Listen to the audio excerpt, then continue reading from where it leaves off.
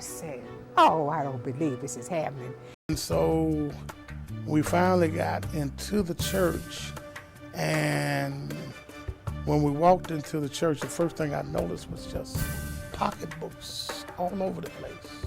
Going up the steps, just pocketbooks, and you could still people hollering and screaming. And so when we got into the sanctuary, you could see the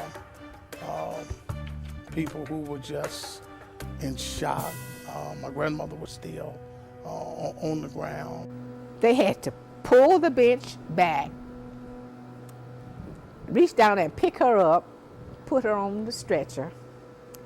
And when they got on the stretcher, they started up the aisle to the ambulance. And when they did that, I was right behind the ambulance.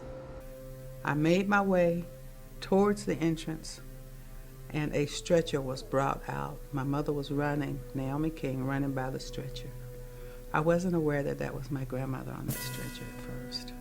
So we get out to the ambulance, the driver, me in the center, and then the other attendant over here. And Mother was, back there in the back. And so my gaze was just on her. I couldn't stand it. I was just speechless. I looked at her, and she had her right hand to her jaw, and she mumbled, ooh, ooh. I said, oh, I don't believe this is happening. So now I don't know whether she was still alive or what. That was the last sound that I heard her make. My grandmother gets to the hospital. I get to the hospital in another vehicle.